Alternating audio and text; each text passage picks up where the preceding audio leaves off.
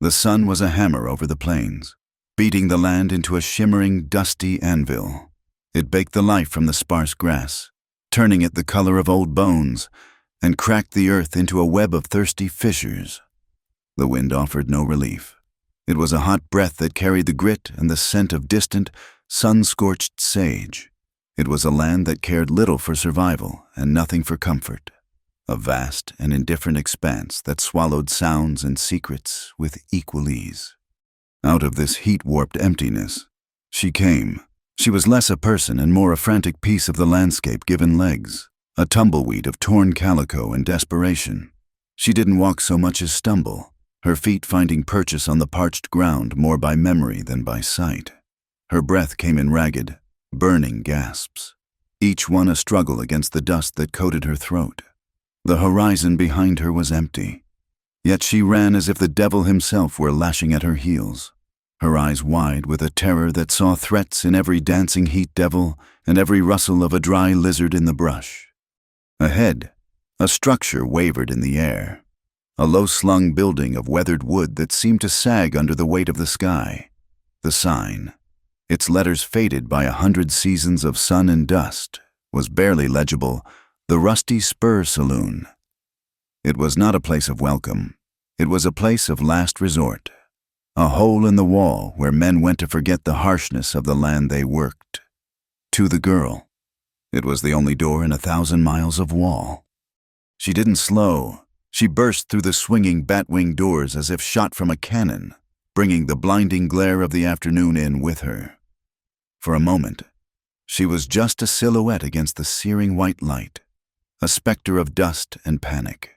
Then the door swung shut, plunging the room back into its customary gloom, and the details of her began to emerge in the dim, amber light. The saloon fell silent. A man in the middle of a boisterous laugh choked on it. A pair of prospectors, their faces caked with the dirt of their trade, froze with their tin cups halfway to their lips. The bartender, a portly man named Finn with a stained apron and weary eyes, stopped polishing a glass, his hand suspended in mid-air. They had seen weary travelers, desperate men and fallen women, but they had not seen this. She was young, perhaps 19 or 20, though hardship had tried to carve a decade more onto her face. A fine layer of pale dust covered her from head to foot, muting the color of her dark hair, which had escaped its pins and hung in wild, tangled strands.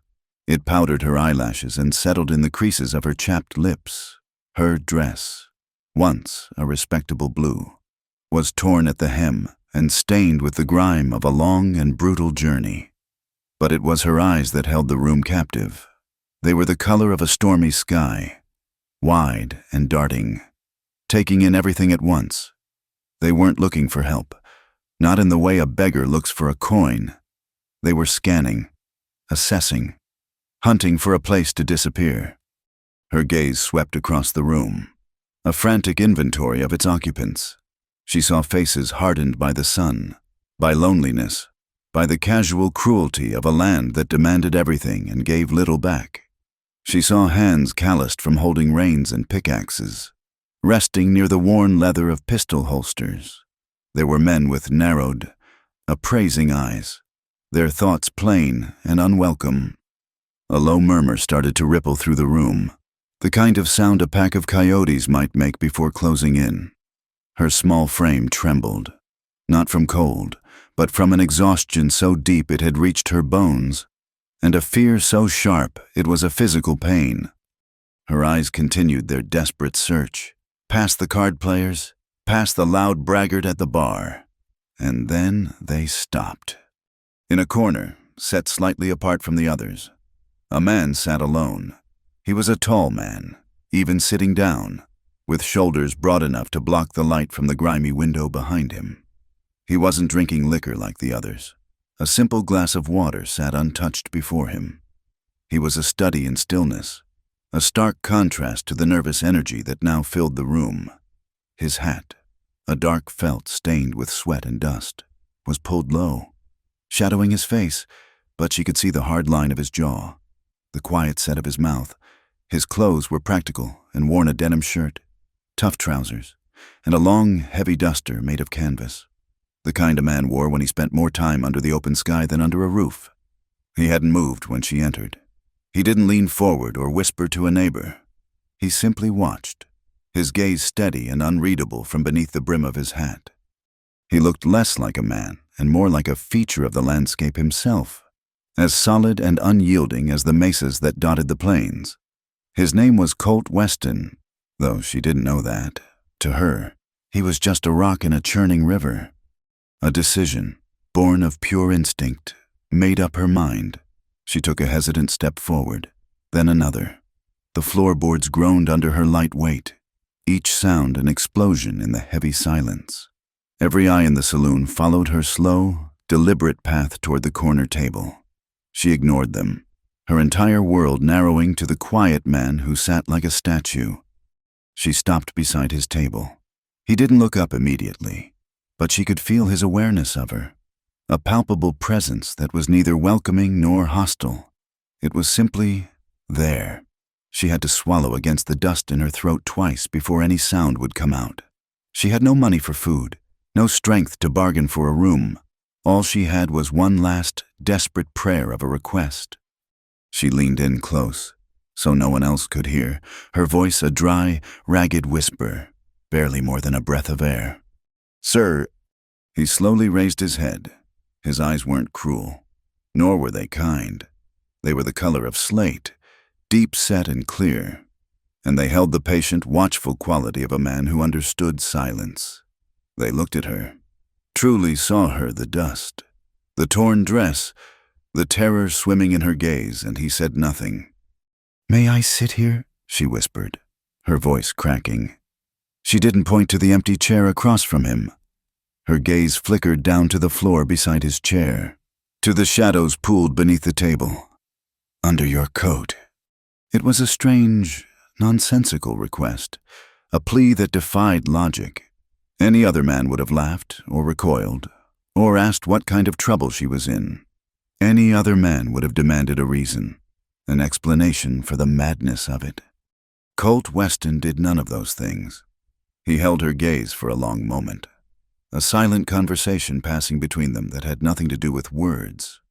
In that moment, he seemed to understand the entirety of her situation, the unseen pursuers, the gnawing fear, the desperate need not for shelter, but for invisibility.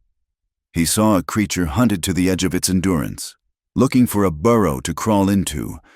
Without a single word, without a change in his stoic expression, he made his decision. With a slow, deliberate movement, he reached down and lifted the heavy canvas flap of his duster. The gesture was an invitation, an answer, and a promise all in one. He created a small, dark space in a world that had become too bright and too dangerous for her. She didn't hesitate. Relief so profound it almost buckled her knees washed over her. She moved like a whisper, a gust of wind, folding herself into the small space he had offered. She drew her knees to her chest, making herself as small as possible on the dusty floorboards beside his chair. The heavy coat fell back into place, and the world disappeared. Darkness enveloped her. The harsh light of the saloon was gone, replaced by the scent of leather, trail dust, and the faint, clean smell of the man himself. The raucous sounds of the room became muffled, distant echoes. She could feel the solid warmth of his leg against her side, an anchor in the terrifying storm of her life. She closed her eyes, and for the first time in days, the hunted animal inside her dared to stop running. Outside the coat, the saloon slowly, uncertainly, came back to life. Murmurs turned into hushed questions. The bartender, Finn, shook his head and went back to polishing his glass. The card players exchanged bewildered glances and reluctantly turned back to their game, but the energy in the room had changed.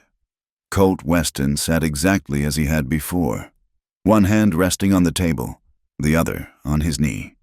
He picked up his glass of water and took a slow, deliberate sip, his eyes fixed on the far wall. He had erected a fortress of silence around his table, a clear and unspoken warning. He hadn't drawn a weapon. He hadn't spoken a threat. But the message was as clear as a gunshot in the night. The space beneath his coat was his territory now, and no one was to trespass. The hours bled into one another, measured only by the slow crawl of shadows across the floorboards. Outside the heavy coat, the world of the saloon continued in a muted, cautious key. Men who had been loud now spoke in lower tones. Laughter, when it came, was brief and quickly stifled. They were all acutely aware of the still figure in the corner and the invisible secret he sheltered. Colt Weston hadn't moved a muscle. He remained a sentinel, his glass of water untouched since that first sip, his presence a silent weight that pressed down on the room's usual boisterousness. For the girl huddled in the darkness, time had ceased to exist.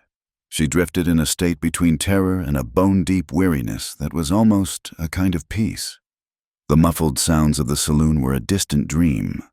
The only reality was the solid wall of Colt's leg beside her, the steady, rhythmic rise and fall of his breathing that she could feel more than hear, and the dark, encompassing scent of dust and leather. She had been running for so long that stillness felt alien, a language her body had forgotten. Here, in this strange, self-made burrow, she was still, and for the first time, she felt the crushing weight of her own exhaustion. She must have slept, for she was startled back to a sharper awareness by a new sound from outside. It wasn't the lazy clip-clop of a single rider. This was the determined, rhythmic beat of several horses moving together at a steady trot, their shod hooves striking the hard-packed earth with purpose. The sound grew louder, more insistent, and then stopped abruptly right outside the saloon. The room, which had been simmering with low conversation, fell completely silent. Every man froze, listening. The bat-wing doors were not pushed open. They were thrown open, slamming against the interior walls with a crack that made the girl flinch violently in her hiding place. 3 men filled the doorway, their broad shapes blocking out the deep indigo of the twilight sky. They stepped inside, and the temperature of the room seemed to drop. The man in the lead was barrel-chested and florid-faced, with a thick, stained mustache and small, porcine eyes that swept the room with an air of arrogant ownership. He wore a gaudy vest over a sweat-stained shirt, and his pistol was holstered high on his hip, its handle worn smooth. The 2 men who flanked him were leaner, quieter, and somehow more dangerous. They moved with a predatory grace, their eyes missing nothing. They were wolves, and they were on the hunt. "Evening, Finn!" the large man boomed, his voice unnaturally loud in the tense silence. He strode to the bar, his spurs ringing on the wooden floor. Business looking a little quiet tonight. The bartender, Finn, picked up his polishing cloth, his movements suddenly jerky. "Can I get you something, Silas?" "Whiskey," Silas grunted, leaning his bulk against the bar. He scanned the faces of the patrons, his gaze lingering on each one. A silent, insolent challenge. "And information. We're looking for someone. A girl." Beneath the coat, the girl's heart hammered against her ribs. A frantic, trapped bird. She squeezed her eyes shut, drawing her knees tighter to her chest, trying to will herself into non-existence. "Just a slip of a thing," Silas continued, his voice dripping with a false congeniality that was more menacing than an open threat. Dark hair, pretty face, though likely covered in half the territory's dust by now. Wearing a blue dress. "You seen anyone like that pass through?" Finn swallowed, his Adam's apple bobbing. He avoided looking toward the corner. "Can't say that I have. Silas, lots of folks pass through." Silas's smile didn't reach his eyes. He took the glass of whiskey Finn poured and downed it in one gulp, slamming the glass back on the bar. "Don't play dumb with me. Finn, this is important business. She's a runaway. Belonged to a man who paid good money for her. He wants his property back." He let the word property hang in the air, thick and ugly. One of the leaner men began to walk the perimeter of the room, his boots making soft, deliberate footfalls. He peered at the faces of the card players, who suddenly found their hands intensely interesting. He was methodical, his eyes cold and empty. He was getting closer to the corner. The girl could hear his steps, each one a drumbeat of doom. She could smell the stale tobacco and whiskey on his clothes as he drew near. She held her breath. A tremor started in her hands and spread through her entire body, a violent, uncontrollable shaking. She pressed her face against the rough denim of Colt's trousers, trying to muffle the sound of her own chattering teeth. Colt didn't react. He sat as if carved from stone. The man stopped by their table. The girl could feel his presence looming over them. She imagined his cold eyes trying to pierce the shadows, trying to see through the heavy canvas that concealed her. Seconds stretched into lifetimes. The air was thick with unspoken violence. From his seat, Colt slowly, deliberately, lifted his head. He didn't turn to face the man standing over him. Instead, he looked across the room, his slate-gray eyes meeting the piggy gaze of the leader. Silas, at the bar. He still said nothing, but his look was a physical force. It was calm, absolute, and immovable. It was the look of a mountain daring the storm to break against it. It held no fear, no anger, only a profound and dangerous stillness. Silas shifted his weight, his bravado faltering for just a fraction of a second under that silent, unwavering stare. He knew of Colt Weston. Most folks did. A man who kept to himself, worked a small ranch out in the valley, and asked for nothing from anyone. A man you didn't cross unless you had no other choice. The lean man standing by the table felt the shift in the atmosphere. He looked from the unmoving figure of Colt to his leader at the bar. A silent order was given and received. With a final, lingering look at the heavy duster, the man turned and walked back to the bar.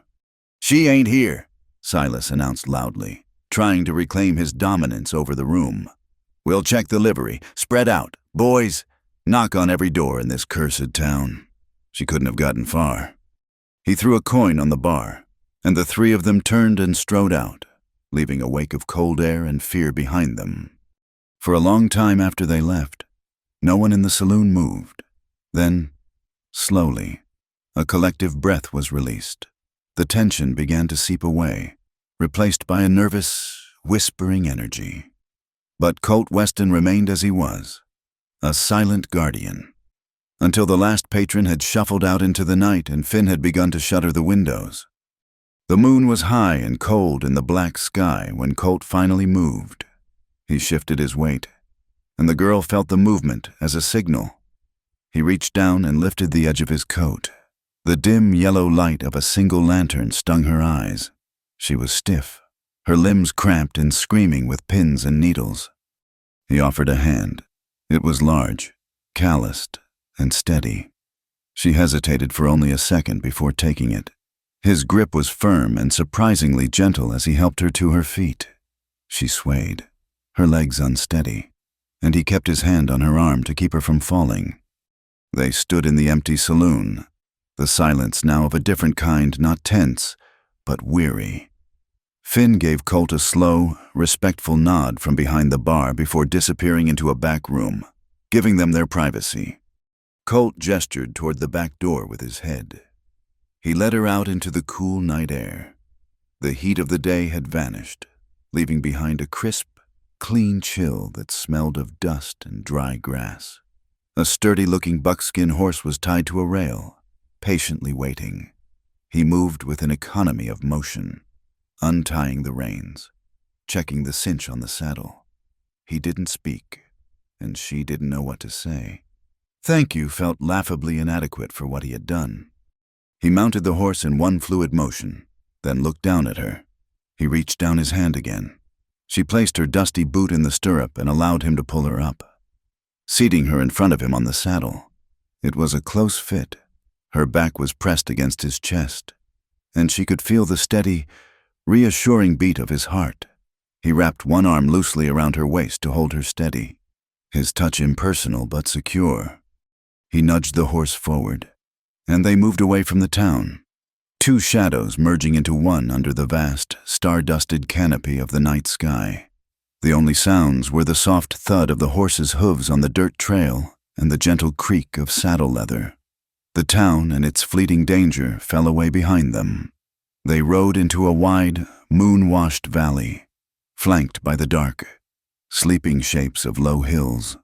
The landscape was empty, vast, and for the first time since she had started running, it didn't feel threatening. It felt peaceful. After what seemed like an hour, he slowed the horse. Ahead, nestled against the base of a hill, was a small, dark shape. A ranch. It wasn't much a simple cabin built of thick, hand-hewn logs, a sturdy-looking barn, and a web of corrals. It was a place built for solitude, a fortress of one.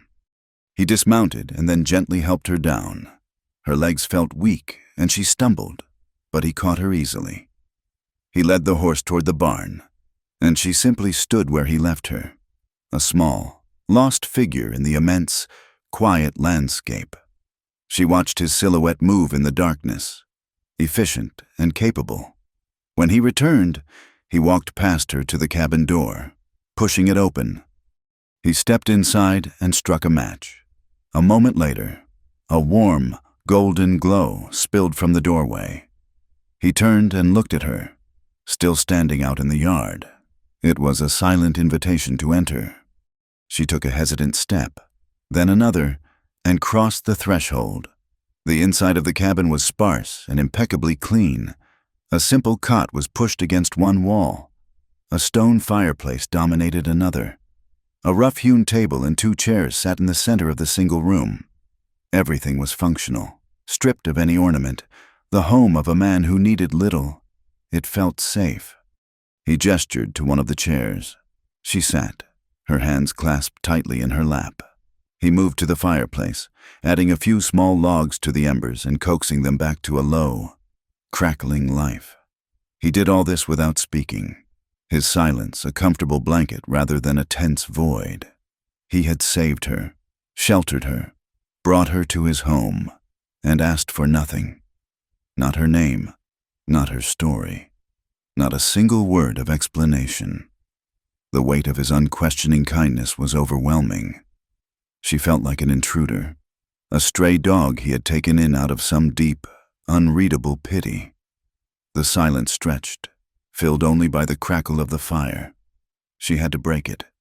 She looked at his broad back as he stoked the flames, his presence filling the small cabin.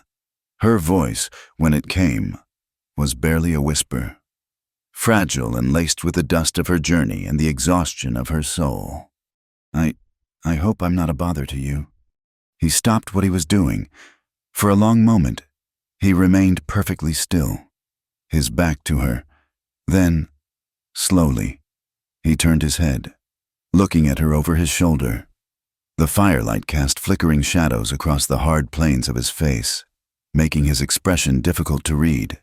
He looked at her, this small, terrified piece of flotsam that had washed up in his quiet life. His voice was low and rough, like stones grinding together, the sound of a man unaccustomed to speaking. "I've lived in quiet for a long time," he said softly. And in those few words, she understood. It wasn't an absolution or a welcome. It was a confession. It was the quiet admission of a man so steeped in solitude that her chaotic, desperate arrival was not an intrusion, but a disruption to a silence that had perhaps grown too loud. Sleep did not release her gently. It shattered, leaving her gasping in a disoriented panic, her muscles tensed to run. For a long, heart-stopping moment, the terror of the chase was still a living thing inside her, the phantom sound of hoofbeats echoing in her ears. She was in the dark, trapped, her breath catching in her throat. But the darkness was not the suffocating black of a moonless night on the plains. It was a soft, gentle gray, the kind that comes just before dawn. Slowly, the world resolved itself. She was not on the hard, unforgiving ground. She was lying on a cot, tucked under a heavy, clean-smelling wool blanket. A low, rhythmic crackling came from her left, and turning her head, she saw the deep orange glow of embers in the stone fireplace. The air didn't carry the scent of fear and sweat. It smelled of wood smoke and cool night air. She was safe. The memory of the saloon, of the menacing men, of the quiet stranger and his sheltering coat, flooded back not as a continuation of her nightmare, but as its end. She lay still, listening. A profound silence enveloped the cabin, a silence that felt protective, not lonely. The man, Colt, was nowhere to be seen. Had he slept in the chair on the floor? The thought that he'd given her his own bed brought a complicated warmth to her chest. It was a kindness so unexpected it felt like a foreign currency she had no way to repay. As the gray light outside the single window softened to a pale, luminous gold, the world outside began to wake. The first sound was the tentative, questioning crow of a rooster, answered a moment later by a more confident cry. Then came the soft clucking of hens, a peaceful, domestic sound so at odds with the life she had been living that it brought tears to her eyes. She squeezed them shut, a single drop tracing a clean path through the grime on her temple. Then, a new scent drifted through the cabin, cutting through the wood smoke. It was the rich, earthy aroma of brewing coffee, followed by the warm, unmistakable smell of baking biscuits. Her stomach, which had been a tight knot of fear for days, gave a loud, embarrassing growl. She pushed herself into a sitting position, the coarse wool blanket pooling in her lap. The cabin was just as she remembered it, sparse and clean, but the morning light transformed it. It was no longer a shadowy refuge, but a simple, peaceful home. Sunlight streamed through the window, illuminating the swirling dust motes like tiny, dancing stars. Colt was there. His back was to her as he stood before a small cast-iron stove she hadn't noticed in the dark. He moved with a quiet, practiced economy, his broad shoulders blocking her view of his work. He was not the stone-faced sentinel of the saloon, nor the silent rider of the night. In the warm morning light of his own home, he was simply a man making breakfast. The sight was so jarringly normal, so profoundly gentle. It disarmed her completely. She felt a powerful urge to say something, to thank him, but the words wouldn't form. What could she possibly say that would encompass the enormity of what he had done? Before she could find her voice, the cabin door creaked open. It didn't swing wide, but opened just enough for a small body to slip through. He was a boy of about 7, with a mop of sun-bleached blonde hair that fell into his eyes and a constellation of freckles across his nose and cheeks. He wore a patched-up shirt and trousers that were a little too short, showing a length of skinny, sun-browned ankle. His feet were bare and dusty. In his hands, he carried a coiled length of rope, and his brow was furrowed in concentration as he tried, and failed, to tie a complicated-looking knot.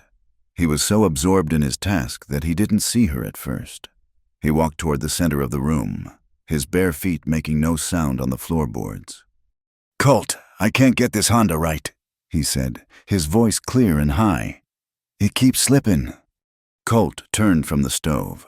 The expression on his face as he looked at the boy was one she would never have expected. The hard lines around his eyes and mouth softened, and a look of deep, quiet affection settled in their place. He wiped his hands on a cloth tucked into his belt and knelt down, bringing himself to the boy's level. "You're pulling the wrong loop, Micah," he said, his voice the same low rumble, but now imbued with a gentle patience. He took the rope and, with a few deft movements of his large, calloused hands, fashioned a perfect sliding loop. "See, you gotta tuck the tail under, not over." He handed the rope back to the boy, who studied the knot with the intense scrutiny of a master craftsman.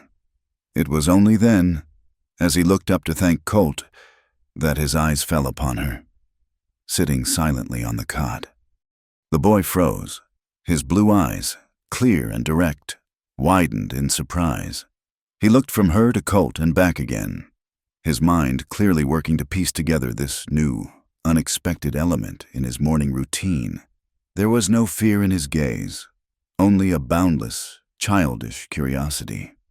Colt rose to his full height and turned back to the stove, giving them the space to navigate this first encounter. The boy took a step closer, still clutching his rope. "Who are you?" he asked. The question was blunt, but not unkind. She found her voice, though it came out as a dry, raspy whisper. My name is June. It felt strange to say it aloud. It was a piece of an old life she thought she had left behind forever. I'm Micah, he said, puffing out his chest a little, as if it were a title of great importance. He pointed the rope at Colt's back. He's Colt. He took me in after my folks. Well, after I didn't have anywhere else to go. Nobody else wanted the trouble. He delivered this piece of his history with a simple, matter-of-fact innocence that was more heartbreaking than any tale of woe. He was an outcast, just like her, a piece of driftwood that had washed up on the shore of this quiet man's life. She looked from the small, resilient boy to the large, silent man at the stove, and a piece of the puzzle of Colt Weston clicked into place. He was a harbor, a place where the shipwrecked could find safe ground. A comfortable silence fell between them. Micah continued to study her, his head tilted. He took another step closer, his bare feet shuffling in the dust. He looked at her torn dress, her tangled hair, and the lingering fear that he was too young to name but could clearly see in her eyes. Are you gonna leave? He asked. The question struck her with the force of a physical blow. Leaving was all she had known. Leaving was survival. The thought of staying in one place was a luxury she couldn't afford, a dream that had been burned out of her long ago. Her first instinct was to say yes, to explain that she had to, that she couldn't bring her trouble to their door. But the word caught in her throat. She looked at the earnest, open face of the boy, at the safe, warm walls of the cabin, at the steady presence of the man tending the fire. For the first time, the thought of running again felt more exhausting than the thought of facing whatever was behind her. A small, hesitant smile touched her lips for the first time in what felt like a lifetime. It was a fragile, unfamiliar thing. Maybe not today, she said, her voice soft but clear. Micah considered her answer with great seriousness, then seemed to find it acceptable. He nodded once, decisively, as if a great matter had been settled. Colt turned from the stove, a tin plate in each hand. He wordlessly handed one to Micah, who took it and sat cross-legged on the floor, balancing it expertly on his knees. Colt then walked over to the cot and held the other plate out to June. It held 2 fluffy, golden brown biscuits, a piece of fried salt pork, and a dollop of molasses. The smell was intoxicating. She took the plate, her fingers brushing against his. His hand was warm and rough, and the brief contact sent a strange jolt through her. Thank you, she managed to say, the words feeling small and inadequate. He gave a slight, almost imperceptible nod and then retrieved his own plate, settling into one of the chairs at the table. The three of them ate in a silence that was no longer tense or awkward. It was a comfortable quiet, punctuated by the scrape of forks on tin plates and Micah's occasional happy sigh as he sopped up molasses with a piece of biscuit. June ate slowly, savoring each bite. It was the first real meal she'd had in days, and it tasted like more than just food.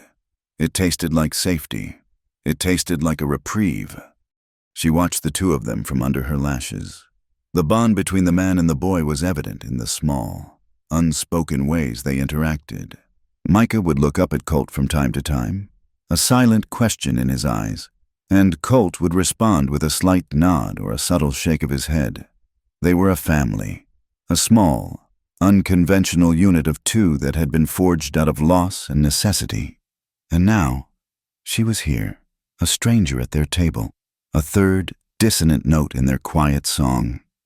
But as she looked at Micah, who was now trying to surreptitiously feed a crumb of biscuit to a mouse peeking from a crack in the floorboards, and then at Colt, who was watching the boy with a look of quiet exasperation and deep-seated love, she didn't feel like an intruder. The fear that had been her constant companion for so long had receded, leaving behind a hollow space, and into that space, a new and unfamiliar feeling was beginning to bloom. It was fragile and tentative, like the first green shoot pushing its way through cracked, dry earth. It was hope.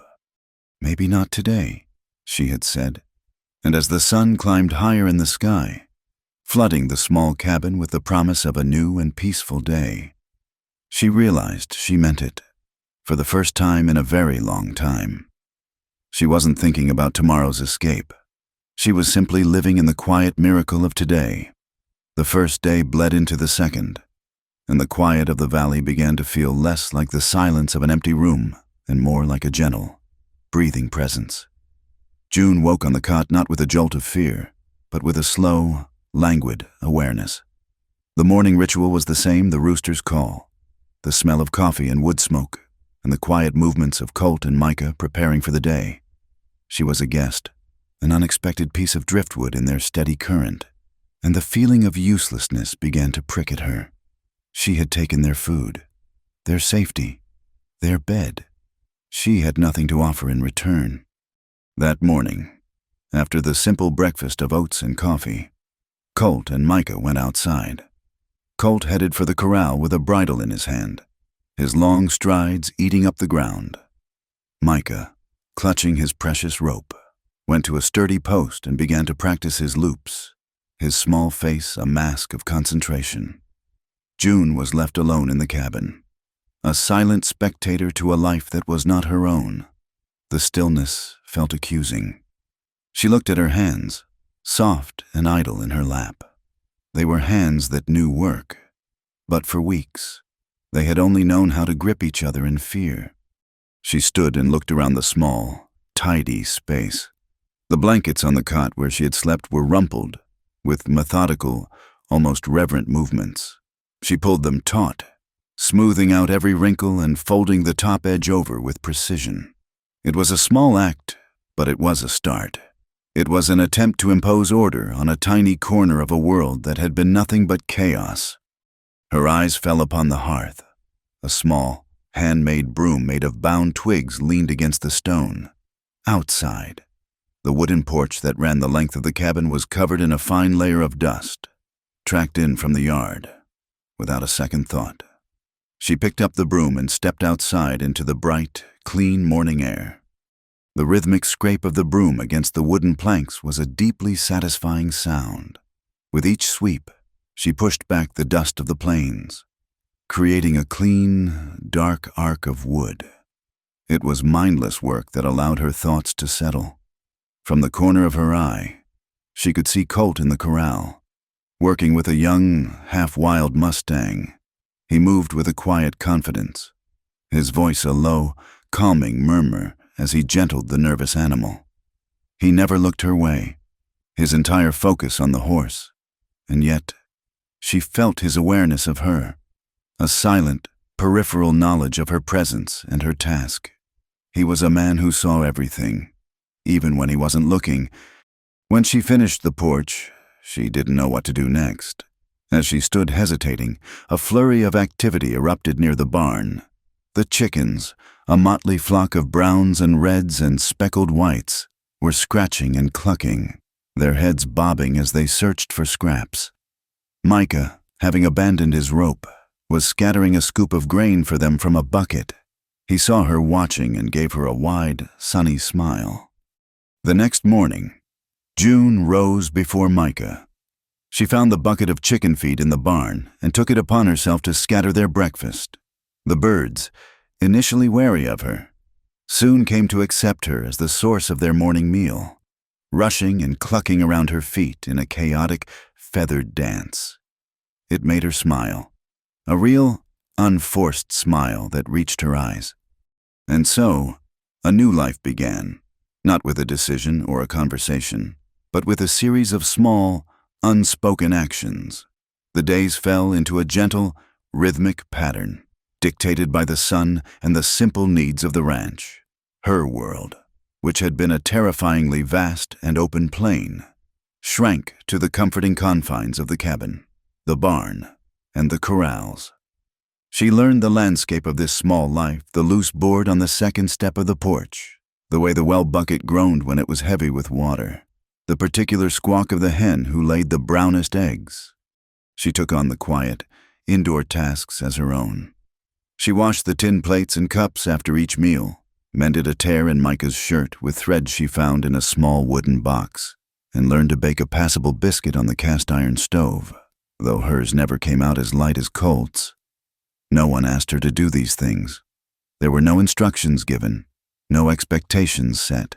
She simply saw a need and filled it, driven by a deep, instinctual urge to contribute, to earn her place, to transform herself from a burden into a part of the whole. Through it all, Colt watched her. He was a man of the outdoors, his life a constant battle of will and work against the land. He would spend his days mending fences at the far edge of the valley, breaking horses, or clearing stubborn brush. His shirt soaked with sweat, his face grim with effort. But she would feel his eyes on her as he returned at dusk, taking in the clean-swept porch, the neatly folded blankets she had aired out in the sun, the smell of stew simmering over the fire. He never spoke of it. He never offered a word of thanks or praise. His currency was not words, but she would find a bucket of fresh, clean water waiting for her by the door in the morning, saving her the trip to the well. She would find a stack of firewood, cut to the perfect size for the stove, neatly piled by the hearth. They were silent exchanges, a conversation held through deeds, not sounds. She would offer order and comfort within the walls of the cabin. He would offer provision and security outside of them. One late afternoon, as the sun began its slow descent, painting the sky in fiery strokes of orange and purple, June found herself wandering near the fence line that separated the home pasture from the open valley. She had fallen into the habit of coming here in the evenings. It was a place to watch the day die, a place to breathe and feel the vastness of the land not as a threat, but as a thing of wild, terrible beauty. Her eyes caught a flash of color near a cluster of rocks. It was a single, stubborn wildflower, a splash of brilliant blue pushing its way through the dry, unforgiving soil. It was a small miracle of resilience, a testament to the life that persisted even in the harshest of conditions. It reminded her of the hope that was beginning to bloom in her own chest, a fragile, unexpected thing. Carefully, she plucked the small flower. She held it in her palm on the walk back to the cabin, its delicate petals a stark contrast to her own calloused, work-roughened skin. That evening, after the cabin had settled into its customary quiet, she acted on an impulse. She placed the single blue flower in a cup of water and set it on the rough-hewn wooden step of the porch, the one he always used. It wasn't payment.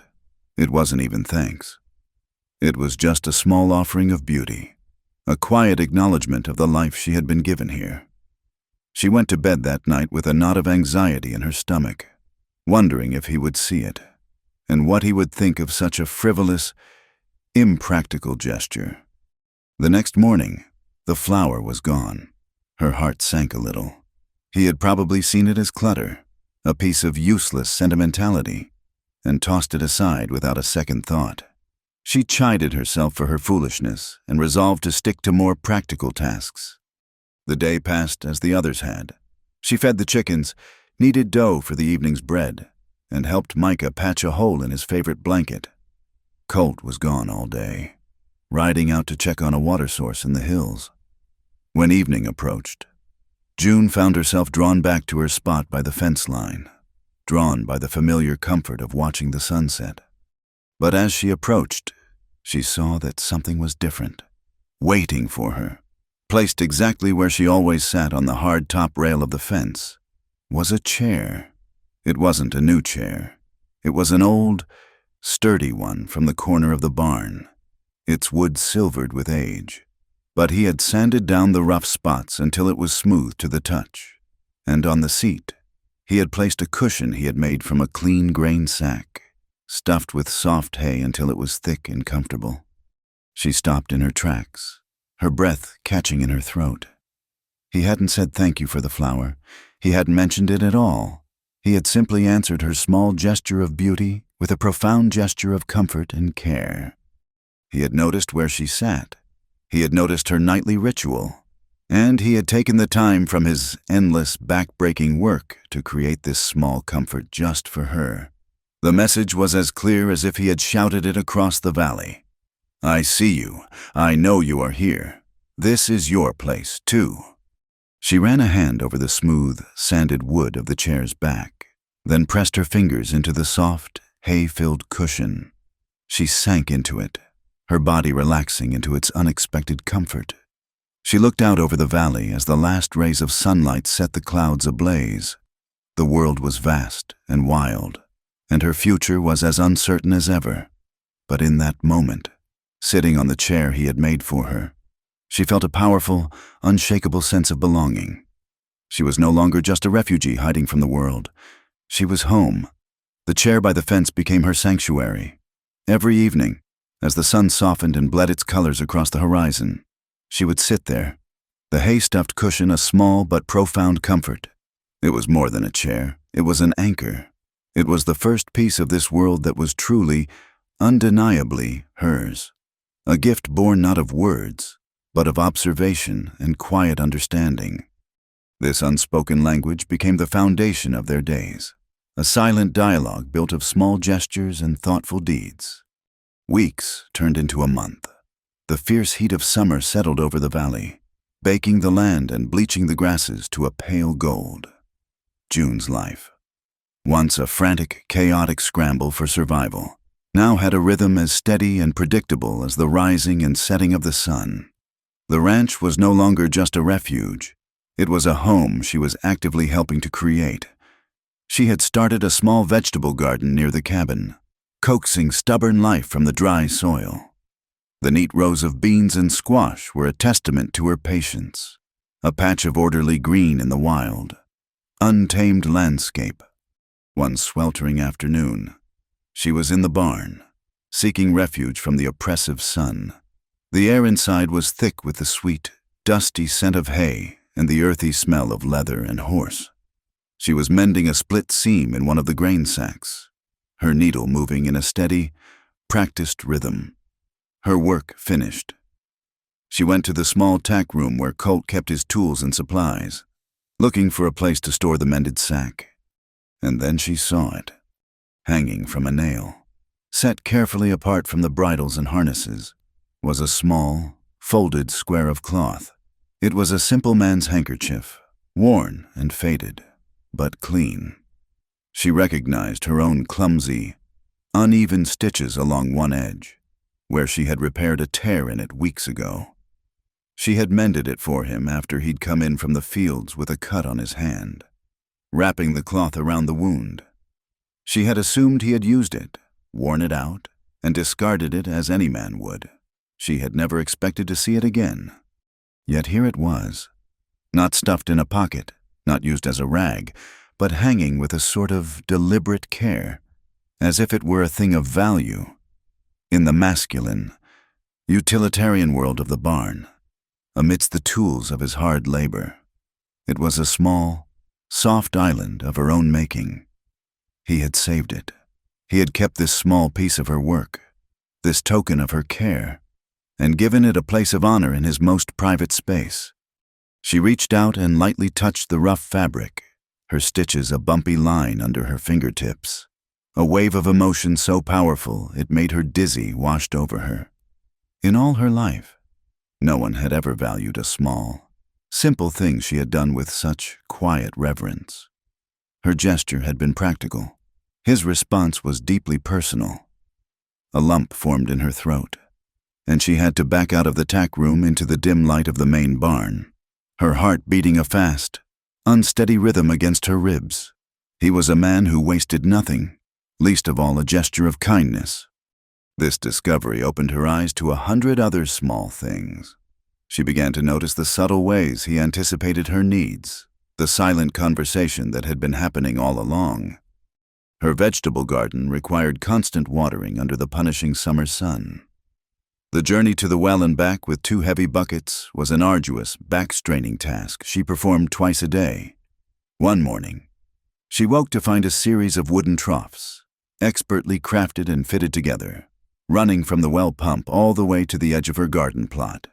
Now, A few minutes of work at the pump handle would send a stream of life-giving water directly to her plants. He had likely spent hours the previous evening, after she was asleep, planning and building the irrigation system. He had seen her struggle and, without a word, had taken it upon himself to make her burden lighter. The silence between them began to change. It had once been a vast, empty space, a chasm of uncertainty and caution. Now, it was becoming a comfortable, shared territory. They could work in proximity for hours without the need to fill the air with idle chatter. The silence was no longer empty. It was filled with a rich, unspoken understanding.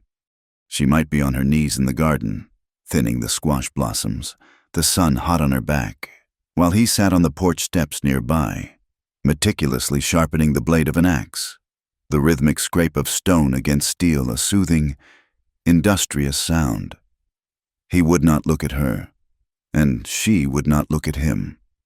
But they were deeply aware of each other's presence. It was a parallel companionship, two lives flowing alongside each other in a shared current of purpose and peace. The quiet was no longer a sign of distance, but a mark of complete and total acceptance. There was no need to explain themselves to each other. They simply were, together. As the summer days grew long and the evenings lingered, Colt began a new project. The roof of the front porch, which sagged slightly at one corner, had been a silent testament to years of solitude and neglect. One evening, just as the sun began to dip behind the western hills, he brought out a ladder and a toolbox and began the slow, methodical work of repairing it. This became their new evening ritual. As the world cooled and the sky turned a soft, bruised purple, he would climb the ladder. His hammer blows a steady, rhythmic heartbeat in the twilight, and June, her own work for the day done, would bring her sewing basket and sit in the chair he had made for her, which she had moved to the porch. She would sit there, the golden lamplight from the cabin spilling out around her, and work on mending Micah's clothes. The boy, his energy finally spent after a long day of adventure, would often be curled up on a blanket at her feet, tracing patterns in the dust or simply watching his hero, Colt, work against the darkening sky. The scene was a portrait of domesticity so profound it stole her breath. The man, working to strengthen and secure their home. The woman, tending to the needs of their small, unconventional family. The child, safe and content in their presence. They were three solitary souls who had, by some unspoken agreement, woven their lives together into a single, sturdy thread. One evening, Colt was wrestling with a particularly stubborn roof beam. He was balanced precariously on the ladder, his muscles straining. June watched. Her needle paused in midair, her hands clasped tightly in her lap. She felt a surge of protectiveness, a silent prayer for his safety. He finally managed to pry the warped board loose, and it fell to the ground with a loud clatter. He descended the ladder, wiping a line of sweat from his brow with the back of his wrist. He walked over to the water barrel by the steps and ladled a drink, his back to her. He drank deeply, the fireflies beginning to flicker to life in the tall grass around them. For a moment, she thought he would go back to work. Instead, he turned and looked at her. His gaze held hers across the dusky space. It was a long, steady look, devoid of the masks they both wore during the day. In the soft twilight, she could see the weariness in his eyes, but also a deep, abiding contentment. And in that look, she saw everything. She saw his acknowledgement of her presence, his gratitude for the quiet comfort she brought to his solitary life. He saw, she knew, her own fears giving way to a fierce and tender affection. He gave her a slow, almost imperceptible nod. It was a simple gesture, but it was laden with a world of meaning. It was an affirmation. This is right. Us, here, now. This is good. She returned the nod, a small, shy smile gracing her lips. Her heart felt full to bursting.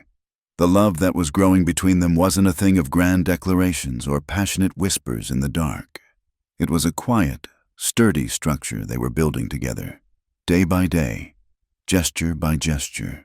It was in the handkerchief hanging in the barn, the water troughs by the garden, the steady tap of his hammer in the evening. It was in the way he looked at her across the porch, a silent promise that she was no longer running, no longer alone. No one had said a single word of love, but in the quiet of the valley, under the vast, star-dusted sky, everything had already been said. The season turned. The fierce, white heat of summer mellowed into the golden languor of early autumn. The sun lost its angry bite, and the evenings came sooner, carrying a crisp, clean scent of dry leaves and distant wood smoke. The rhythm of life in the valley remained unbroken, a gentle cadence of work and quiet companionship. The porch roof was finished, its lines straight and true. June's garden had yielded its bounty, and she had spent weeks canning and preserving, stocking the small root cellar with a vibrant array of jars that glowed like jewels in the lantern light. The fear that had once been June's constant companion had receded so far it felt like a half-forgotten dream, a story that had happened to someone else. The peace she had found was so profound, so deeply rooted, that it began to feel fragile.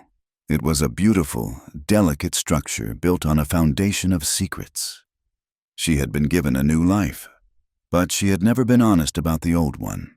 The silence that had once been a comfort now felt like a deception.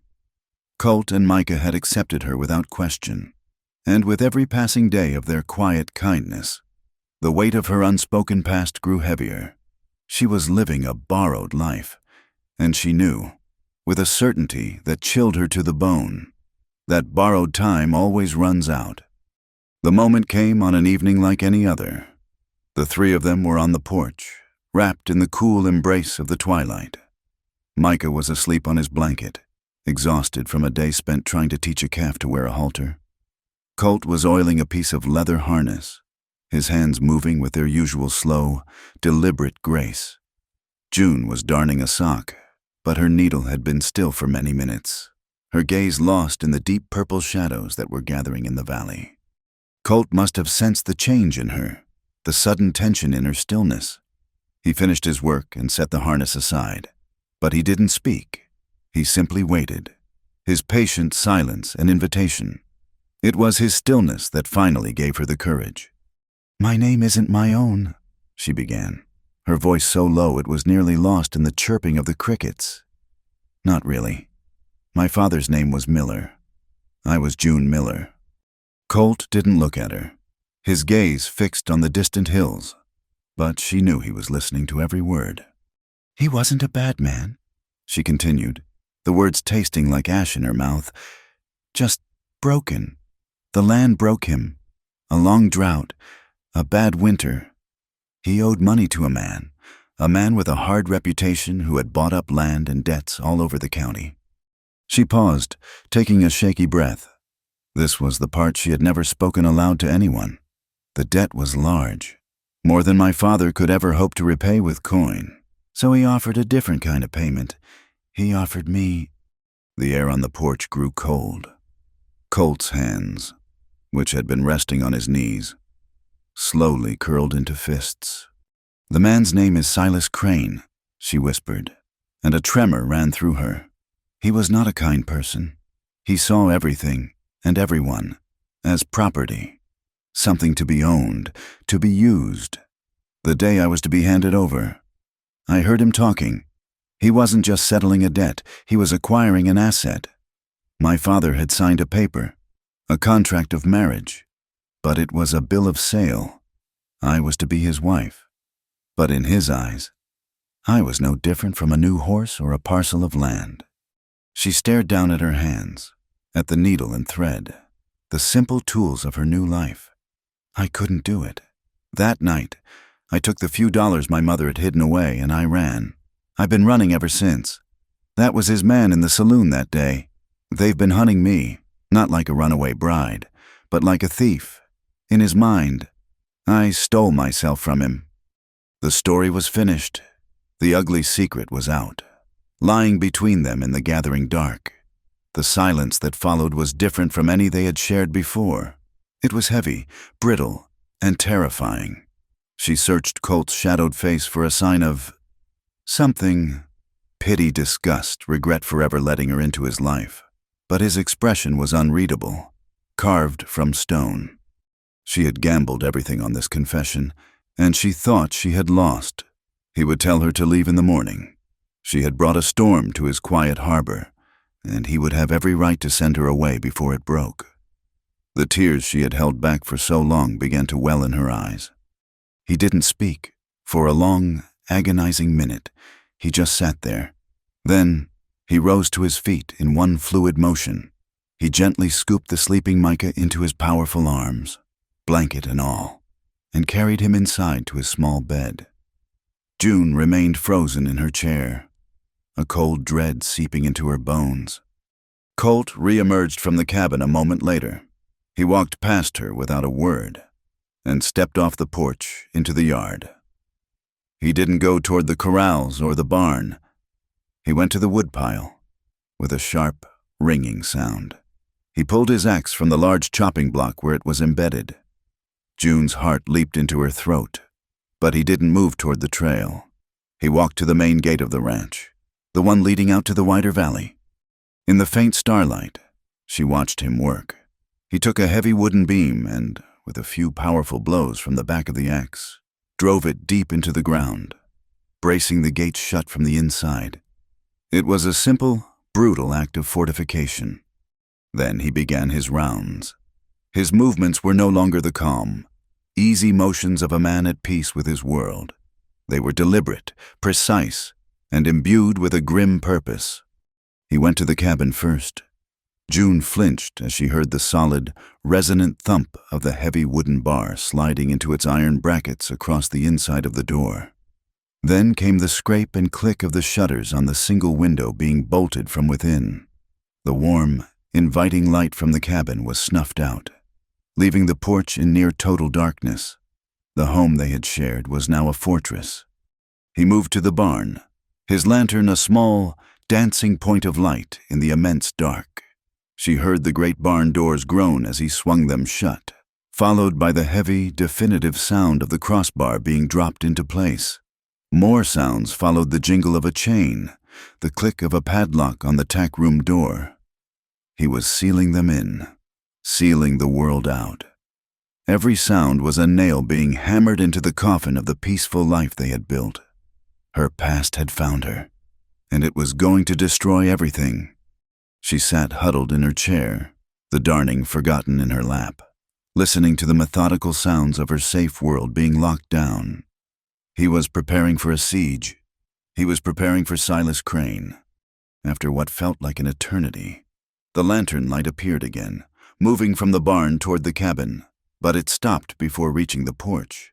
It was near the small shed where he kept his tools. The light went out, and a new silhouette emerged. It was Colt, but he was carrying something long and dark in his hands, a rifle. He didn't bring it to the porch. He leaned it against the cabin wall, just inside the doorway, within easy reach. It was then that a small voice cut through the tense silence. Colt. Micah stood in the darkened doorway of the cabin, a small, sleep-rumpled figure. He had clearly been woken by the noise and the suffocating darkness of the shuttered room. He looked at the braced gate, at the rifle leaning against the wall, and then at Colt's grim, set face. The boy's voice was small, but steady. "Are we in trouble?" The question hung in the cold night air, voicing the terror that was screaming inside June's own heart. She watched, holding her breath, waiting for the answer that would confirm her worst fears. Colt turned his full attention to the boy. He walked onto the porch and knelt, bringing himself down to Micah's level, the same way he had on the first morning June had met them. The grimness on his face didn't vanish, but it was tempered by something else, a fierce, protective resolve.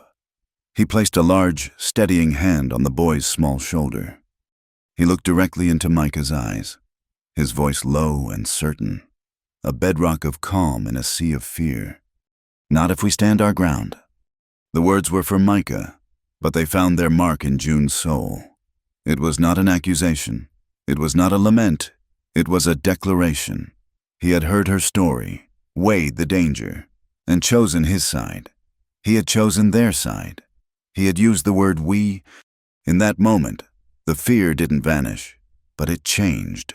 It was no longer the shapeless, panicked terror of a hunted animal. It was a cold, hard thing, something to be faced, not run from. Colt rose and stood beside her chair, his presence a solid wall between her and the darkness of the valley. He had listened to her story of running, and his silent, unequivocal answer was to build a fortress and prepare for a fight. He would not let her run again. The waiting was a poison. For 2 days, the ranch was a sealed tomb, a fortress of silence under a vast, indifferent sky. They lived in the shuttered gloom of the cabin, the air thick with unspoken fear. Every rustle of leaves, every cry of a distant hawk sent a jolt of adrenaline through June's veins. Colt moved like a phantom, his face a mask of grim vigilance. He was rarely still, constantly checking the fortifications, cleaning his rifle, watching the horizon from a crack in the shutters. He spoke only when necessary, his words clipped and practical, but his presence was a constant, calming reassurance. He did not seem afraid, only prepared. The attack came not in the dead of night, but in the deceptive peace of the gray dawn. A heavy mist clung to the valley floor, muffling sound and turning the world into a landscape of ghosts. June was awake, staring into the embers of the fire, when she heard it a sound that did not belong. It was the soft, rhythmic creak of saddle leather, multiplied. Colt was on his feet in an instant, his movements silent and fluid. He was already holding the rifle, his eyes fixed on the shuttered window. He motioned for June and Micah, who was still wrapped in a blanket on his small bed, to move to the back of the cabin, away from the door and window. "Stay down," he whispered, his voice a low, dangerous growl. "Don't make a sound." The creaking stopped. A heavy, pregnant silence fell over the ranch. Then came a new sound, the splintering crack of heavy wood. They hadn't tried the gate. They had smashed right through it. Hoofbeats, no longer stealthy, thundered into the yard. 3 riders emerged from the mist like demons, their forms dark and menacing. It was Silas Crane and his 2 lean hounds. Weston Silas's voice boomed, thick with malice and impatience. "I know you're in there, and I know you have my property. Send out the girl and we can settle this easy. Nobody needs to get hurt." Colt didn't answer. He raised the rifle, its long barrel resting in a notch he had carved in the shutter. He was a statue of deadly patience. A long silence stretched. "Have it your way," Silas snarled. The world exploded in violence.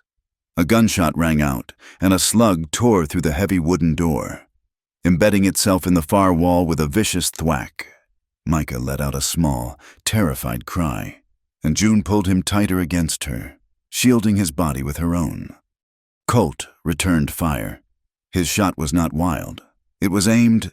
A pained yell came from the yard, followed by a string of curses. He had found his mark.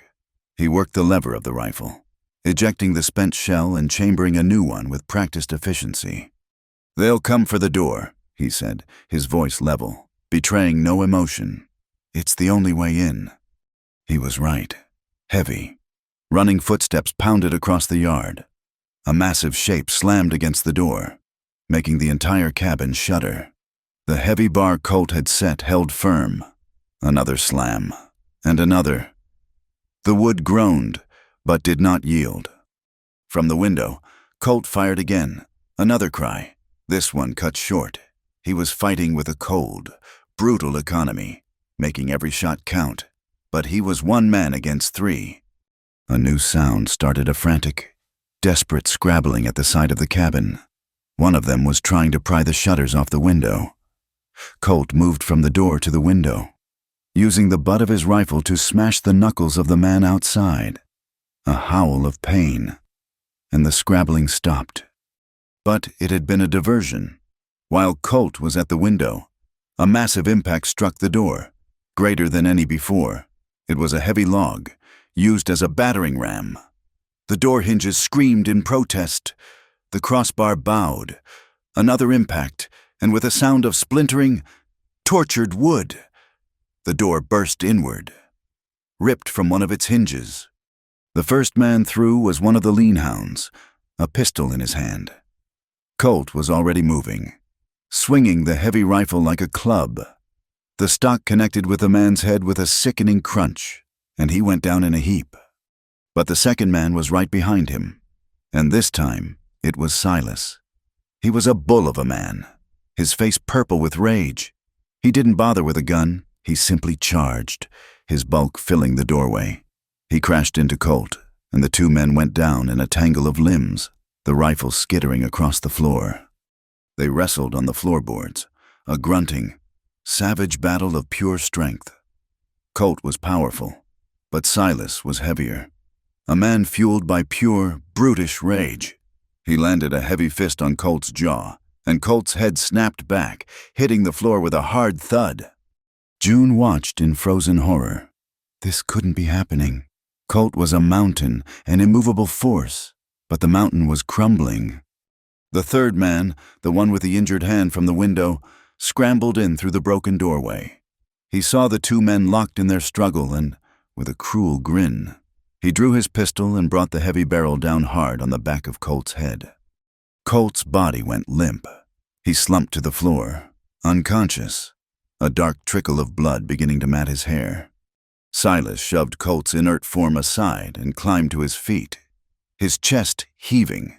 He looked at the man he had brought down, then at the other one, still groaning on the floor, his piggy eyes blazing with triumph and fury, then settled on June. "There you are," he breathed, his voice a triumphant rasp. "My little runaway.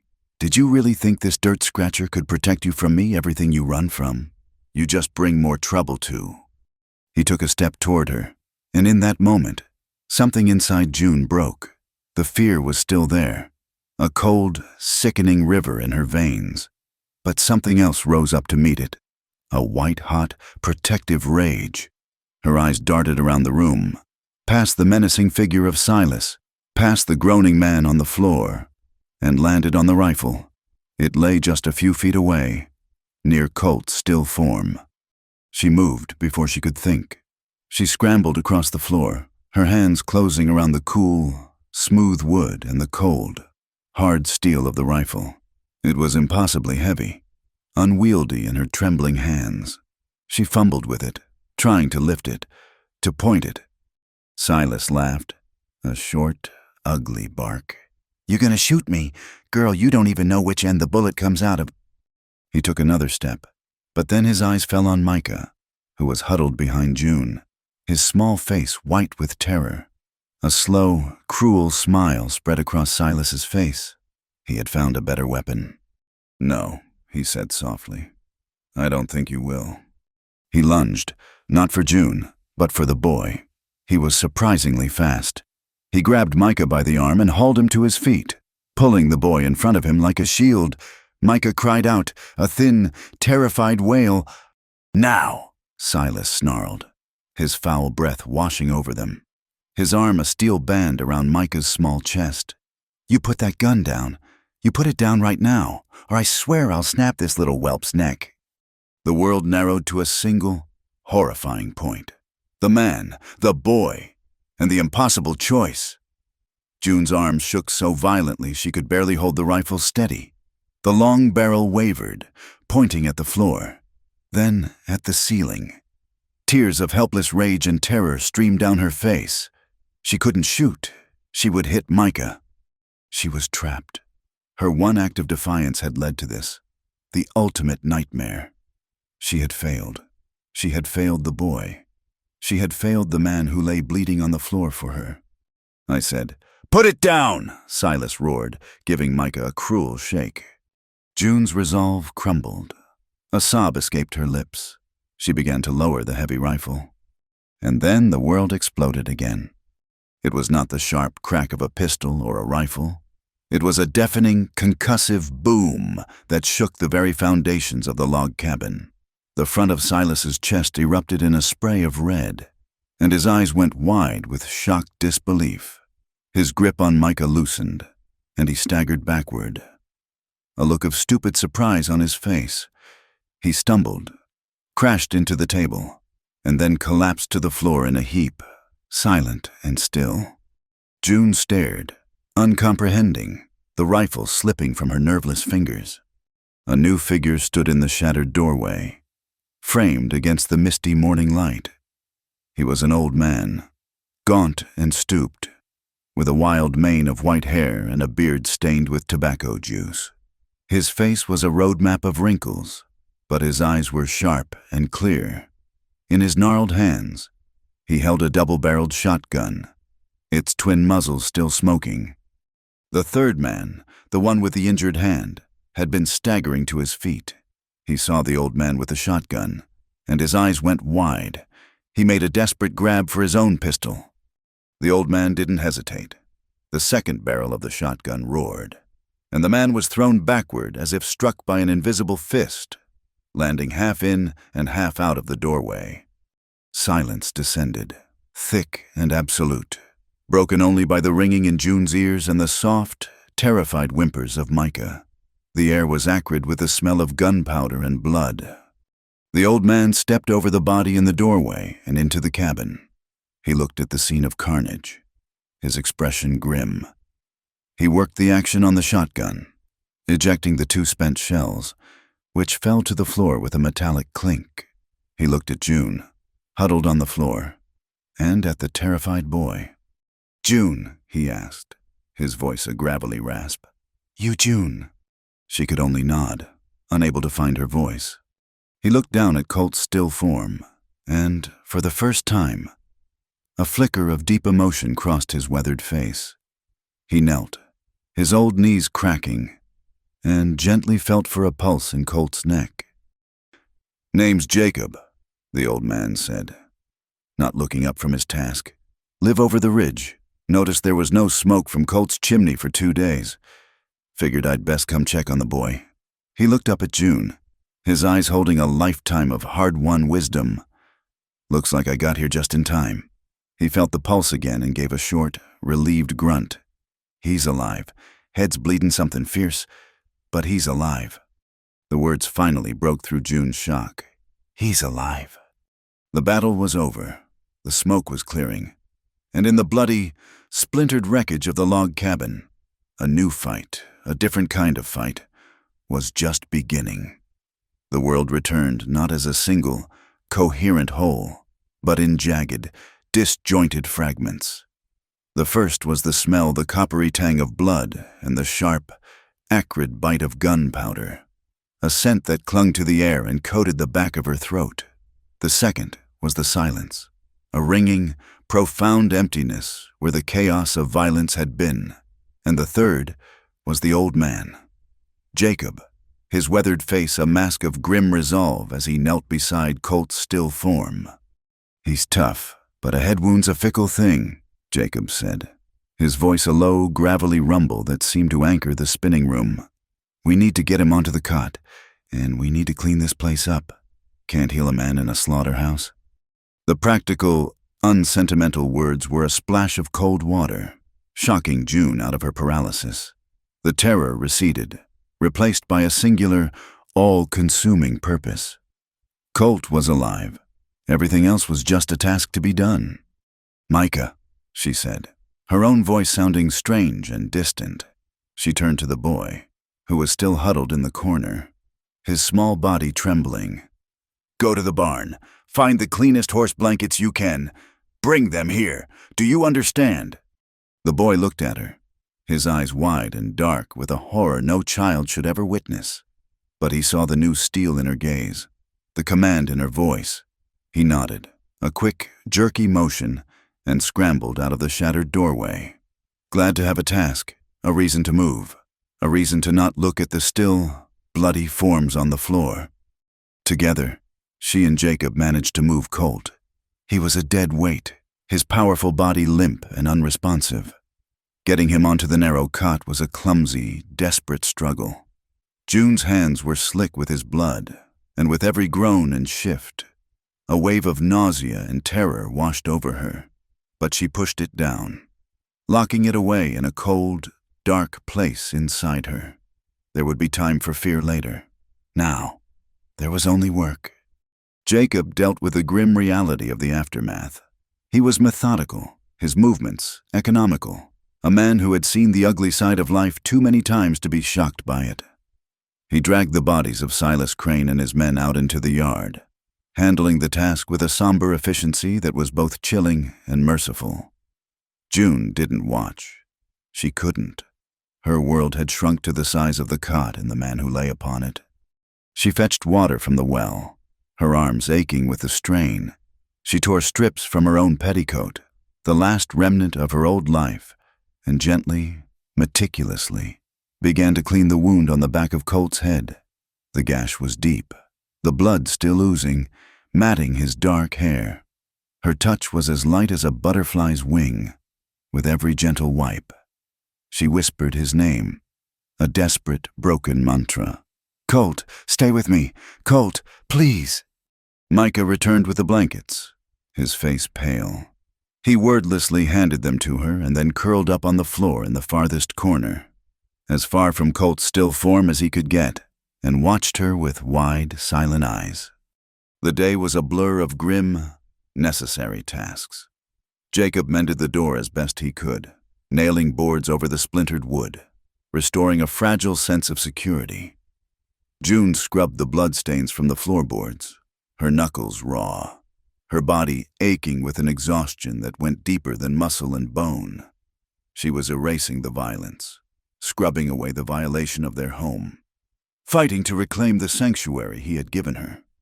By nightfall, the cabin was clean, the door was barred, and a fire was crackling in the hearth, casting a warm, dancing light that could not quite reach the deep shadows of fear in the corners.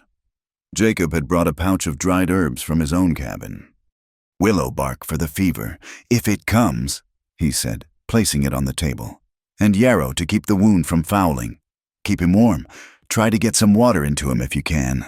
He looked at her, his old eyes seeing the exhaustion and the fierce resolve etched on her face. "He's in your hands now, girl. All a man can do is fight. The rest is up to the good Lord and the strength of the one fightin'." He left soon after, promising to return in a day or two with more supplies. And then they were alone, just the three of them in the quiet, wounded cabin. The first night was the longest of her life. She sat in a chair by the cot, a basin of cool water at her side, watching the slow, shallow rise and fall of his chest. Every breath he took was a victory. Every breath he didn't take was an eternity of panic until the next one came. She bathed his face, his neck, his hands, her touch a constant, silent communication. "I am here. I will not leave you." Micah, who had refused to get into his own bed, finally succumbed to exhaustion and fell asleep on the floor, curled up on a spare blanket near the foot of the cot. He had not said a word since the attack, but his small, silent presence was a vigil in itself. He was guarding Colt in the only way he knew how. The days that followed blurred into a single, unending cycle of care. Her life became a ritual. She would stoke the fire, boil water, steep the herbs Jacob had left, and try to spoon the warm, bitter liquid between Colt's unresponsive lips. Most of it dribbled down his chin, but a few precious drops would make their way down his throat, and she would count it as a triumph. She grew thin, her face pale and drawn. She barely slept, catching a few minutes of restless, nightmare-filled dozing in her chair when exhaustion finally claimed her. She ate only when Micah, with a child's simple, insistent logic, would bring her a piece of bread, his eyes silently pleading. She ate for the boy, to keep up her strength for the man. On the third day, the fever came. It came upon him like a thief, his skin turning hot and dry, his breathing becoming ragged and shallow. He began to mutter, his head thrashing back and forth on the pillow. The words were disjointed, meaningless phrases from a life she didn't know names of horses, curses at the unyielding land, fragments of memory from a time before her. This was the new enemy. The violence from the outside was gone, but now a war was being waged within him. June fought it with a desperate tenacity. She bathed him constantly with cool water, the evaporating moisture her only weapon against the fire that was consuming him. She forced the willow bark tea between his lips, praying that the old man's wisdom was sound. Micah, seeing her struggle, overcame his fear. He became her small, silent assistant. He would fetch fresh water, hold the basin, and watch his hero with a heartbreaking mixture of terror and hope. When Colt would cry out in his delirium, Micah would flinch but not run, his small hand often finding its way into June's, their silent grip a shared prayer. The fever raged for 2 days and 2 nights. It was a hellish, sleepless landscape of muttered words and the constant, chilling fear that she was losing him. In those dark hours, June made a vow. It was not a vow to God, but a vow to the unconscious man before her. He had stood between her and the darkness. He had taken a blow that was meant for the life she had brought to his door. If he survived, she would spend the rest of her days repaying that debt. If he didn't, a part of her would die with him. Then, on the dawn of the 5th day, the fever broke. As the first pale light of morning crept through the cracks in the shutters, she felt the change. The heat radiating from his skin lessened. His breathing, which had been so harsh and ragged, deepened and became more even. The frantic thrashing ceased, and he fell into a deep, natural sleep. Exhaustion, so long held at bay, washed over her in a staggering wave. She slumped in her chair, her head falling forward onto the edge of the cot, her hand still loosely holding his. She slept, a deep, dreamless sleep, for the first time in days. She woke to a sense of being watched. She lifted her head, her neck stiff, her mind groggy. The afternoon sun was streaming through the cracks in the shutters, filling the cabin with stripes of dusty gold. Micah was sitting on the floor, whittling a piece of wood with a small knife, but his eyes were fixed on the cot, on Colt. June's gaze followed his.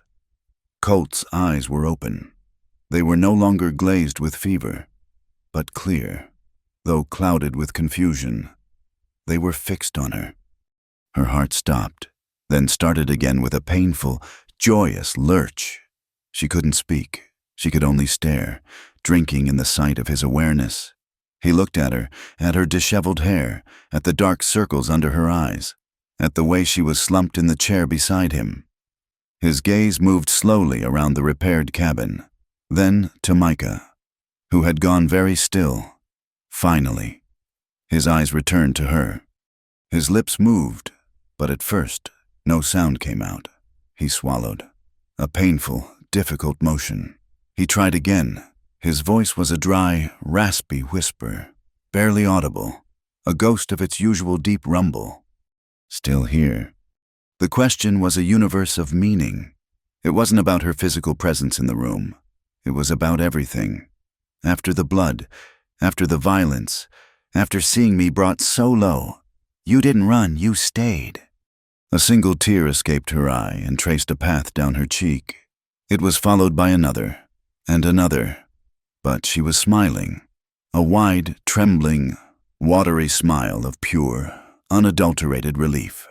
The dam of her control finally broke, and the emotions she had held back for days, the terror, the hope, the fierce, protective love came flooding out in a wave of silent, happy tears. She shook her head, unable to trust her voice. She took a breath and found it. "I'm not going anywhere," she whispered. The words were not a promise. They were a statement of fact, as solid and unchangeable as the mountains outside. "This is my place. You are my home. There is no other place to go." A flicker of something relief, understanding. A deep and profound emotion she couldn't name passed through his clear, gray eyes. His hand, which had been lying limp on the blanket, moved. It was a small, weak movement, but it was a movement. He shifted his fingers until they brushed against hers.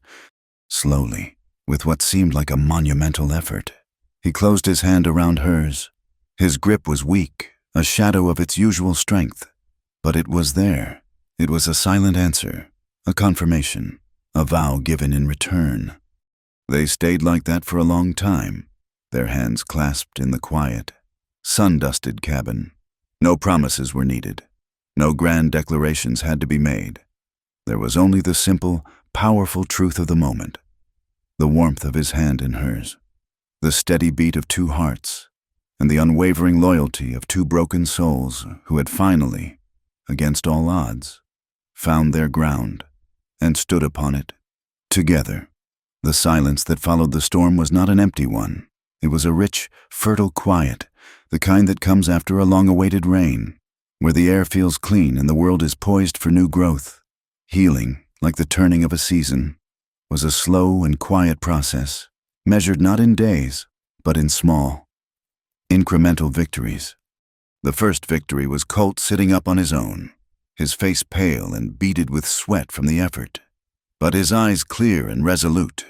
The next was his first shaky steps across the cabin floor, one hand braced against the wall, the other held steady by June's unwavering grip. He was a man accustomed to immense physical strength, and the weakness was a bitter pill. He bore the frustration with a stoic silence, but June could see it in the hard set of his jaw, the tightening of his fists. She met his frustration not with pity, but with a calm, patient strength that mirrored his own. She was his rock, just as he had been hers. Jacob returned a week later, his mule laden with supplies. He brought flour, salt, and news that traveled slowly but surely across the sparse settlements. The affair at Weston's ranch was being spoken of as a justified defense. Silas Crane, it turned out, was a man who had collected more enemies than debts, and his absence was not being mourned. The law, such as it was in those parts, had no questions for Colt Weston. The ghosts of June's past had been well and truly laid to rest. A final, heavy door had closed, and for the first time the path ahead of her was not a frantic escape route, but an open, sunlit road. With this final assurance of safety, the true healing could begin. It began with a sound. For weeks, Micah had been a small, somber shadow, his childish energy snuffed out by the trauma he had witnessed. He was quiet and watchful, never straying far from June or the cabin. Then one bright, cool morning, a particularly bold rooster flew to the top of a fence post and let out a comically off-key crow, for no reason at all. The absurdity of it struck the boy. A small giggle escaped him. It was a hesitant, rusty sound, as if he'd forgotten how. Then he giggled again. A clearer, brighter note. June, who was hanging laundry on a line, turned to look at him, her heart aching with hope. The rooster flapped its wings and squawked indignantly, and then it happened. Micah threw his head back and laughed, a full, pure belly laugh that rang through the quiet yard like a peal of bells. The sound was the sweetest music June had ever heard. It was the sound of life returning, the sound of a little boy who felt safe enough to be a child again. Soon, he was back to his old self, a whirlwind of dusty feet and endless questions. His laughter a constant, joyful soundtrack as he chased the chickens and practiced his knots. As Colt's strength returned, the careful roles they had adopted during his convalescence began to soften and blend. He was no longer the patient, and she was no longer just the nurse. They were partners, rediscovering their rhythm in a world reborn. He couldn't yet ride out to the far pastures, so he occupied himself with the endless tasks of the homestead. He started by mending the section of fence that had been trampled during the attack. The steady, rhythmic thud of his post driver was a comforting, industrious sound that echoed through the valley each afternoon. He was not just mending a fence. He was restoring the boundaries of their sanctuary, his every blow a declaration that this ground was theirs, and he would forever defend it. June, in turn, filled the cabin with the scents and textures of a thriving home. The aroma of fresh bread baking in the cast-iron oven, The sight of neatly folded blankets stacked on a shelf, the vibrant colors of her preserved vegetables in their jars. These were the small, persistent acts of love that wove the fabric of their life together. She would watch him from the window as he worked, his shoulders, once slumped with weakness, now strong and sure again. A feeling of profound contentment would wash over her, a deep and abiding peace that settled into her very bones. They spoke little, as was their way, but their communication had evolved beyond the need for words. A shared glance across the dinner table held an entire conversation. A slight smile he would give when he saw her sitting in the chair he had made for her was more eloquent than a poem. He would return from the fence line in the evening, weary and sore, and find a basin of hot water waiting for him on the porch. She would be mending a tear in Micah's shirt, and look up to find he had sharpened the blade on her favorite kitchen knife until it was keen and bright. These were the threads of their affection, woven into the mundane and the practical, creating a tapestry of mutual care that was stronger than any spoken vow. One afternoon, the air was filled with the golden, hazy light of Indian summer. Colt had finished his work on the fence and was sitting on the top step of the porch, carefully carving a piece of cottonwood with a small, sharp knife. June came to sit on the step below him, leaning her back against the post, content to simply be in his presence. She watched his large, calloused hands work with surprising delicacy, the wood shavings falling like fragrant snow onto his denim-clad knees. A small, perfect shape of a horse was emerging from the block of wood. It was for Micah. The peace of the moment was so complete, so absolute. It was almost overwhelming. She looked out at the valley, at the fields turning to gold, at the vast, peaceful sky. This place, which she had stumbled into out of sheer, blind terror, had become the whole of her world. The quiet man beside her, who had offered her a shield from that terror, had become the center of it. She thought of the girl she used to be, the one who was always looking over her shoulder, the one who believed she was a piece of cursed driftwood, destined to be tossed from one storm to the next, never finding a shore. The memory felt distant, unreal. Slowly, she reached out and placed her hand flat against his chest. She could feel the steady, solid beat of his heart beneath her palm, a rhythm as constant and reassuring as the turning of the earth. He stopped his carving, his hand stilling, but he didn't look down. He just sat, letting her feel the life within him, the life she had so fiercely protected. Her voice, when she spoke, was a soft, reflective whisper, filled with the ghosts of 1,000 lonely nights. "I used to wonder if I belonged anywhere," she said, her eyes still on the valley. "If there was a single piece of ground in this whole world that I could stand on and not feel like I had to be ready to run." The confession hung in the warm, still air between them. It was the final, honest truth of the fear that had defined her. He didn't answer with words, not at first. He set the half-finished carving and his knife aside. Then, with a tenderness that made her breath catch, he covered her hand with his own, pressing it gently against his chest. His touch was warm and sure. He finally looked down at her, and his slate-gray eyes, so often guarded and unreadable, were filled with an emotion so deep and clear it was like looking into the heart of a clear, calm sea. He leaned in, his voice a low, rough murmur meant only for her. "Right here," he said, his thumb stroking the back of her hand. He tapped his chest, right over his heart, the steady beat a resonating drum beneath their joined hands. "Right in my heart." The simple words landed with the force of a revelation. It wasn't the land that was her home. It wasn't the cabin or the valley. It was him. Her place of belonging wasn't a location on a map. It was a space held within the heart of another. Tears welled in her eyes. But these were not the tears of sorrow or fear or even relief. They were tears of a joy so profound it had no other form of expression. She had asked the universe a question born of a lifetime of loneliness. And this man, this quiet, steadfast man, had answered it with the simplest and most beautiful truth she had ever known. She leaned her head back against his knee, her hand still held securely against his chest, and looked up at him. He met her gaze, and in the golden light of the afternoon, they shared a smile that needed no words. The blooming had begun, not just in the valley, but within them. A hardy, resilient love, born of violence and trial, was finally, irrevocably, in full and glorious flower. The scars on the land were the first to heal, the trampled earth in the yard, once a muddy testament to the violent struggle, was now covered with a fine, green fuzz of new grass. The splintered gate had been replaced with one of sturdy, fresh-cut pine that smelled of resin in the autumn sun.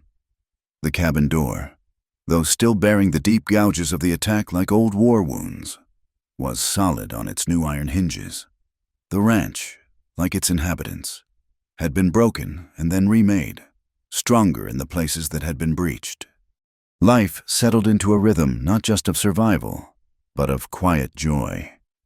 It was a melody composed of the ordinary, the ring of Colt's axe at the woodpile, the gentle bubble of a stew on the stove, and, most precious of all, the sound of Micah's laughter, which now came as easily and as often as the breeze that whispered through the valley. The trauma had not vanished. It lived in the sudden way June would freeze at the sound of a distant rider. In the nights, Colt would wake in a cold sweat, his hand reaching for a rifle that was no longer there.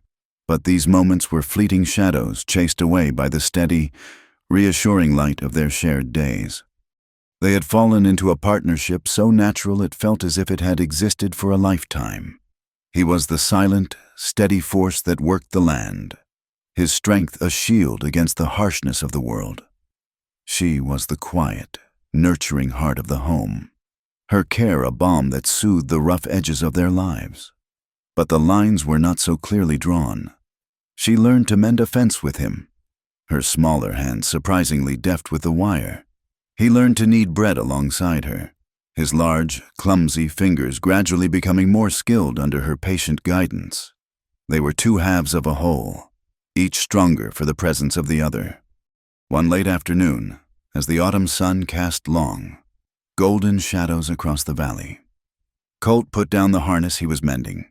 He looked out past the corral, toward the wide, open pasture that sloped down to the creek. Weeks of gentle, late-season rain had worked a miracle. The entire field, which had been a sea of dry, brown grass, was now ablaze with a riot of yellow wildflowers, a carpet of gold that seemed to trap the last of the summer's light. "Come," he said, his voice a low rumble. It wasn't a request, but a simple statement of shared intention. He held out his hand. June took it without hesitation, her fingers lacing through his. His hand was rough and calloused, a map of his hard life, but his grip was gentle, encompassing. Micah, who had been trying to teach a stray dog to shake hands, saw them and came running, his face bright with excitement. The three of them walked together, a small, solitary family, down the gentle slope to the edge of the field. They stopped at the old fence line, the one where he had once placed the cushioned chair for her. The air was sweet with the honeyed scent of the blossoms and the rich, earthy smell of the cooling land. A gentle breeze made the sea of yellow flowers dance and sway, the light rippling across them in waves. Micah, unable to contain his energy, let out a whoop of pure joy. He ducked under the fence rail and plunged into the field, the golden blossoms coming up to his waist. He ran in wide, exuberant circles, his arms outstretched as if he were trying to embrace the entire world. His laughter, clear and untroubled, drifted back to them on the breeze, a sound more precious than any bird song. He was a living, breathing embodiment of their reclaimed peace. June watched him, a soft, maternal smile on her face. Her own past, with its fear and its flight, seemed a lifetime away, a ghost story whispered in a language she no longer understood. She turned her gaze from the boy to the man standing beside her. Colt wasn't watching Micah. He was watching her. There was an expression in his eyes she had never seen before, The caution, the deep-seated reserve that had been his armor for so long, was gone. In its place was a look of such profound, unguarded tenderness that it made her heart ache with a beautiful, piercing sweetness.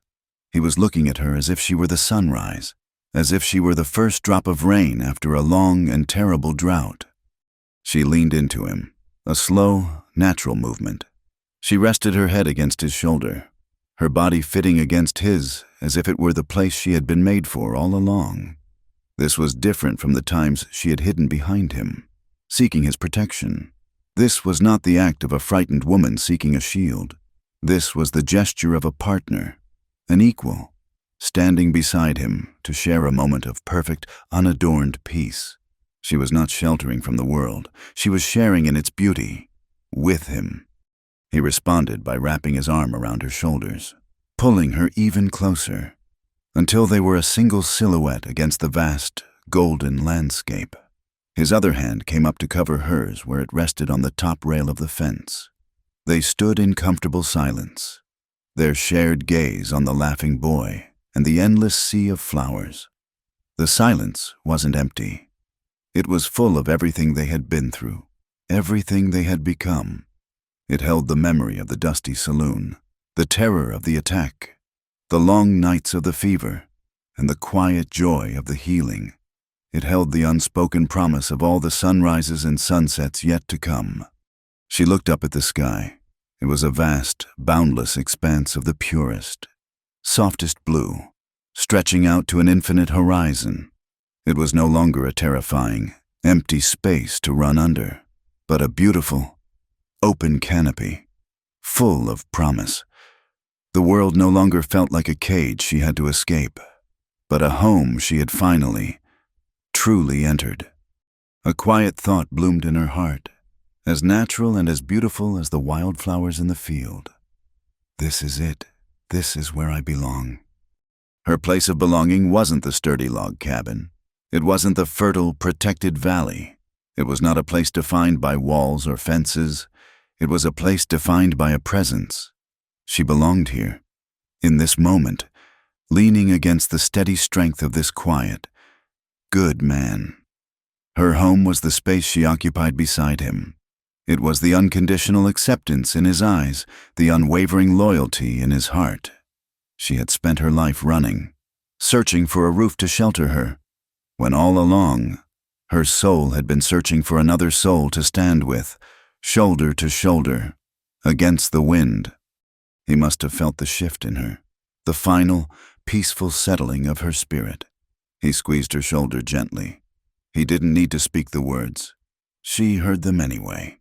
In the steady beat of his heart against her cheek, in the warmth of his hand covering hers, "You are home. You are safe. I am yours." Micah, his energy finally flagging, came trudging back through the flowers, his face flushed and happy, a fistful of slightly wilted yellow blossoms held out as a gift. He stood before them, beaming, and they both smiled down at him, their hearts full. They were a strange, patched-together family, forged in fear and tempered by fire, but their bonds were stronger than blood. They were a testament to the fact that sometimes the family you choose is the one that truly saves you. The sun dipped lower, and the golden field began to glow with an almost ethereal light. The three of them stood together, watching the day come to a gentle, perfect close. There were no grand promises spoken, no vows exchanged. There was only the profound, unspoken truth that hung in the quiet air between them, a promise of steadfastness, of shared burdens and shared joys, a promise to forever be each other's harbor. It was a promise without words, and for that reason, it could never be broken. Thank you so much for listening to our story. We'd love to know where in the world you're tuning in from, so please leave a comment below to say hello and share your thoughts. If you enjoyed this tale, please subscribe to our channel, Wild West Stories 1850. Give this video a like, and consider hitting the hype button to help more people discover it.